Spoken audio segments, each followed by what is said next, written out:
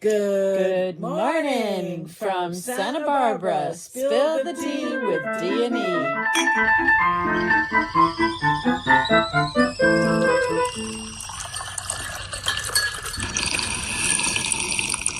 Hey, hey. Good morning. Good morning. Dealing with another situation with our Harley. Our husky. Our husky is not feeling well. Yeah. I think she's just depressed because your mom left. That could be. We don't know. So anyway, we need to get her in and see what's going on. What are you sipping today? I am sipping something refreshing. It's a lemon balm and honey tea. Nice. Okay, it's like riding a bike until the street lights came down and nobody knew where you were except the neighbors. I've got some peach mint iced tea from the garden. I felt like it was really warm this morning and I wanted a little iced tea. It's beautiful out there. Oh my gosh. Yeah. Beautiful, beautiful, beautiful. We have the outdoor kitchen up and running and oh my God, it is so nice. It's not like I don't like cooking inside the house, but it's a different feel, when you cook outside. Yeah, it is. Cooking outside is awesome, especially when you have all your friends and family over. That fits right into what we want to chat about. Yep. Sure Can is. we give our kids an analog summer? That's what it is. People don't even know. What does analog mean? People don't even know what that word is. Yeah. What is analog? So when most people hear analog, they think, old fashioned. But that's not really what it means. Analog refers to activities that happen in the physical world instead of through a screen. Mm-hmm. So here's some examples. Reading a paperback book. Mm-hmm. Playing cards. We play hearts. Building a fort. Fishing. Gardening. Baking cookies. Baking a cheesecake like I did yesterday. Yes, with lots of dark chocolate chips in it. I love it. It was really good. With a little bit of blueberries. Riding a bike. Drawing with pencils. Learning guitar. And doing what we're doing right now, having a conversation face to face. That's all analog. Right. On the digital side, we've got the phones, computers, video games, streaming, social media, noise, and more noise, TV, all that kind of stuff, all of which we have discontinued in this house. We're trying to.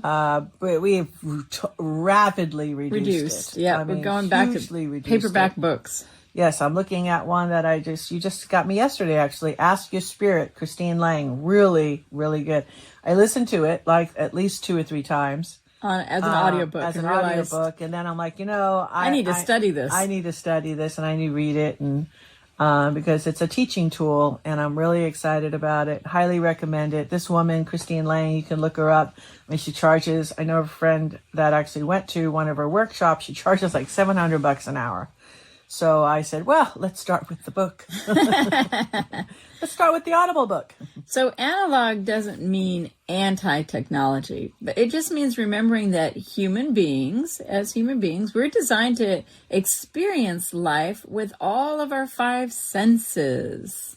So how about embarking on a great summer experiment? It was nice. Our friends, and we're totally highly, asking that, especially with the summer coming and they're doing their family trips or whatever like that. We have one friend, Colin, right? Mm-hmm. Who took her kids out to Kentucky. I told you to send me the link. What a fun thing they did. Right. They did canoeing in a cave, kayaking in a cave. Yeah. In Underwater Kentucky. river. Underwater rivers in Kentucky. And that's actually filled with trout that they put it in there. It's not indigenous to them. How fun. Yeah. And then they stayed in cabins and I totally got rid of having all of an the technology. Experience. Yeah. That was super cool. So I told her to send me all that because I want to forward it to my kids, put it on their bucket list because when we were in Mexico and we went into the caves, it was so cool. Yes, it was. Oh, I loved it. I still to this day, especially when I told everybody ahead, hey, does anybody see that movie Anaconda? Slight scream rippled through the cave. And I started tapping the water. It was awesome. Yeah, do you remember when we were kids, we would leave the house after breakfast and return home when the street lights went on. We'd be dirty, sunburned, happy, and But probably we had to hear those stories from our parents too, where they had to walk a mile in the snow. You know, each way. Yeah, each way. Because there was no buses. Yep. So, But yeah. I mean, think about it. The average child today spends thousands of hours annually interacting with a screen. Yeah. And yet, many parents are reporting that their kids are feeling bored, anxious, lonely, disconnected. The bored is good. Yeah. But, it's kind of a strange paradox. Kids are more connected than ever, but often less connected to real life. Their social skills have tanked. And we really know this because of the impact after COVID when everything went remote, schools closed. They just dummied down. The kids got dummied down is what happens. I mean, test scores prove it. Yeah. So the schools and the cities and the states that actually stayed open, they did well. Yeah. They proved it's what California has done is just absolutely shocking for being one of the strongest economies in the world. Yeah. Okay. Yeah, it's pretty bad. So what happens during an analog summer is it's not about punishment. It's more about replacement. So instead of taking away screens, we want to focus on adding experiences. So, I mean, my biggest one is garden projects. I would say your biggest one is raising chickens. Yeah, you're a chicken mama. I put the chickens with the garden. And now you're getting the little eggs. We're getting little, the little eggs. Yep, very exciting. Little eggs from the girls. And then recently, I've purchased some moringa plants. And my hope is with the moringa plants that I'll be able to grow some chicken food. It'll be really fun. I like it when you have family projects and kids get together. I don't care if it's a scrapbook or a tree house, making a model plane together, make a friendship bracelet together. If dads like to he has a man cave in the garage and he likes to do some woodworking. Moms maybe, or dads, whatever, like sewing projects. Man, if your kids have not had an opportunity to sew, you can go to Michael's and get very inexpensive sewing kits. Is really cool. Yeah, do some of those hand things because they're really good for hand-eye coordination. Yep. It gives the mind something to munch on, and wow, the imagination goes wild when you're doing things. And with you can your hands. multitask doing it. Yeah, exactly. And you were way into it for a while. Oh, I love sewing. I love crocheting. I love knitting. How about reading actual physical books? Yeah. And see, the thing about a phone is the phone can distract you into other things. Whereas when you have an actual book on your lap, you're really focused on one thing. And that is excellent for developing the muscle of concentration and focus. Yeah. It creates a different kind of relationship. The thing that you have to realize is don't do what I do, but do what I say. And the thing is when kids see mommy and daddy scrolling all day long, They want to do the same thing. you're teaching them. Okay. They're just one big sponges. So look in the mirror. If you're saying, "Oh, they have so much screen time," well, what are you doing? What are you doing? Yeah. Why do they have screen time? You must not be paying attention to them. Exactly. And go out and throw a ball with them. Yeah. Go play basketball. Play horse. Or if you ask them to sit and read for half an hour, sit with them and read for half an hour. Exactly. So we need to mimic the things that we know are good for our children. We need to mimic it. Right. I mean, let's look at the Amish. I love that. I always told everybody during COVID, this is the thing. Oh, yeah, the Amish didn't have a problem with COVID. Oh, yeah, they don't have any TVs. And I tell people I don't watch TV. And I says, you know what? Who wasn't affected at all by COVID? The Amish. You know why? Because they don't have any TVs. That's not true. They were affected, but they were affected minimally in a slightly different way. And they didn't have as many deaths as you would have thought that they would have had based upon what we were being told in the media at the time. But I digress. I don't want to go into a COVID conversation. I want to focus on an analog summer.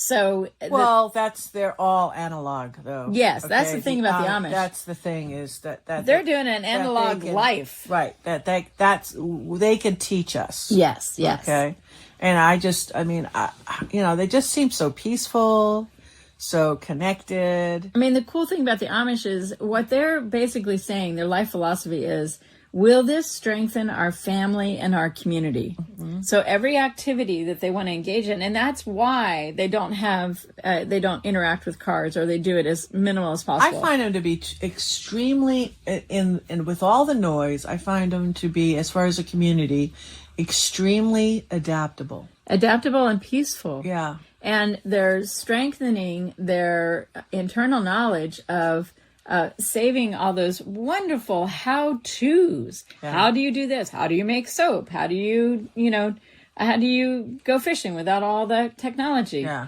I mean, there's just so many how-tos that they're doing every day. Honestly, at the end of the day, if everything becomes a train wreck, you'd really want to move in next to an Amish community. Do I want to become Amish? No.